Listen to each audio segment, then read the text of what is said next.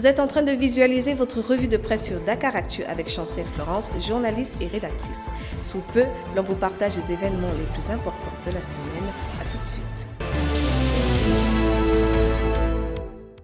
Au niveau national, ces événements se sont passés et se sont produits au Sénégal, commençant par la politique avec la récente visite de 2 jours du président rwandais Paul Kagame à Dakar.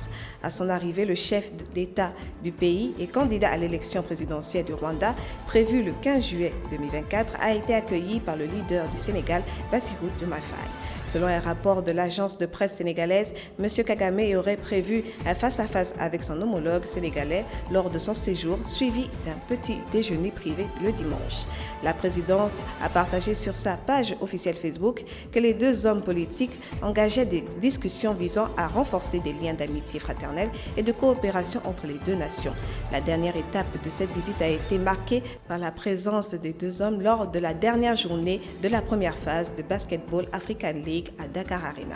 Les deux chefs d'État ont suivi un match de haut niveau remporté par l'AS Douanes du Sénégal face à l'équipe de l'armée patriotique rwandaise. Autre présence sur le territoire national d'autant plus intéressante, la visite du fondateur de la France Insoumise, Jean-Luc Mélenchon. Le politique français a débuté mercredi 15 mai une visite de 4 jours au Sénégal. La première étape étant avant tout de rencontrer le chef de gouvernement sénégalais et leader du parti PASTEF, Ousmane Sonko. Ce premier face-à-face entre les deux hommes a été l'occasion d'aborder des points de convergence entre les deux partis. L'aspiration à renégocier les accords commerciaux ou les accords de pêche entre le Sénégal et l'Europe, mais aussi une vision commune d'une francophonie ouverte à l'Afrique. Le fondateur de la France Insoumise a également profité pour saluer la transition démocratique au Sénégal. Le chef d'État sénégalais Bassirou Diomaye Faye multiplie les visites à l'étranger et cette fois-ci, il est très attendu dans les pays africains anglophones. Jeudi 16 mai, alors qu'il a déjà mis les pieds au Nigeria dans le cadre des échanges et de la coopération entre les deux pays, le président Bassirou Diomaye Faye a reçu le président de la commission de la CEDEAO le lendemain. Le chef d'État partira pour Accra le 17 mai au Ghana. Le but de ces 48 heures de voyage reste le même. Le chef d'État discute avec ses homologues sur des sujets relatifs au renforcement de la coopération bilatérale et à l'intégration régionale. Concernant la société, Ousmane Sonko s'est exprimé tout récemment lors du Conseil interministériel de prévention et de gestion des inondations à Diamniadio. Selon lui, il y a certes de fortes pluies dans certaines régions du pays, mais il y a aussi une indiscipline notable au sein d'une partie de la population. Le Premier ministre compte injecter les ressources nécessaires pour trouver les solutions à ces questions. Beaucoup d'argent est investi dans les inondations. Nous allons auditer les 717 milliards que l'État dit avoir investi dans la gestion, a-t-il ajouté.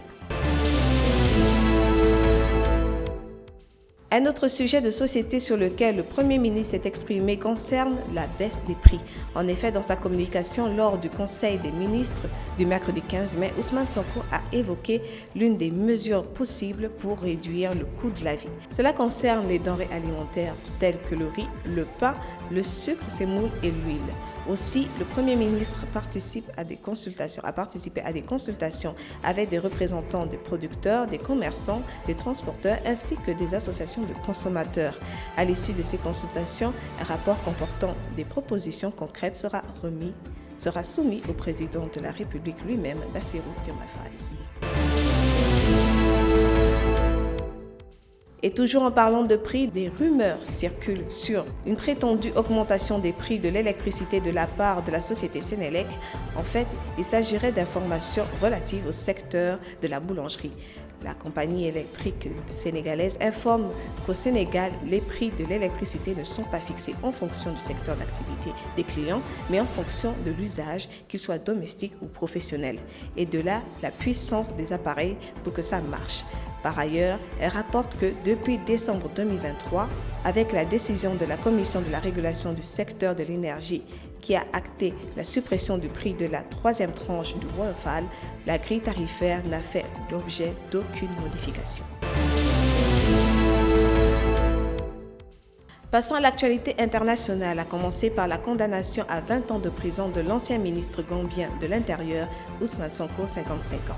La justice suisse l'a condamné ce mercredi pour divers crimes contre l'humanité sous le régime de l'ancien président Yahya Jammeh, rejetant une partie des accusations. Selon Philippe Grant, directeur de l'ONG Trial International, à l'origine de la procédure justement, cette affaire historique envoie un message pour l'avenir dans la lutte contre l'impunité. Les auteurs de crimes graves, même de rang ministériel, sont désormais portés à la justice. Toutefois, on apprend également que le monsieur Ousmane Sonko a la possibilité de faire appel devant ce même tribunal.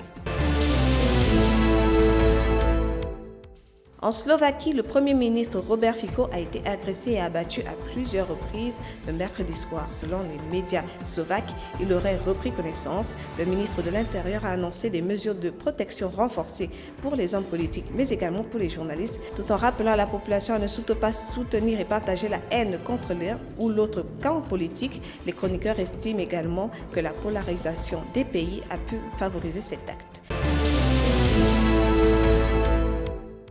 Au Tchad, le général Mahamat Idriss Déby a été déclaré vainqueur de l'élection présidentielle le 16 mai par le Conseil de constitution qui a officiellement rejeté également la plainte de l'ancien Premier ministre Succet Masra. Selon lui, il admet qu'il n'y a plus de recours légal et que donc la population doit demeurer dans la lutte mais de manière pacifique.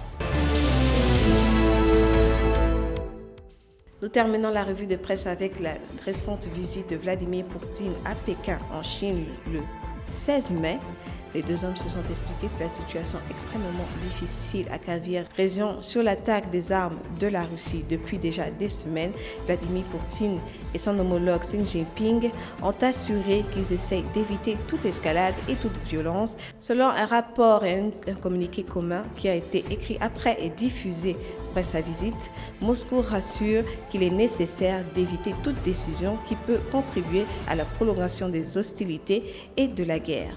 Une formulation qui laisse penser également à des accusations à l'égard des Européens et des Américains dont le Kremlin cite que les envois des armes continuels venant de l'Amérique et de l'Europe aident à la continuité de cette guerre. Nous atteignons la fin de notre revue de presse sur Dakaractu. C'était Chancel Florence, journaliste et rédactrice. Nous vous souhaitons un excellent week-end et on espère vous revoir la semaine prochaine.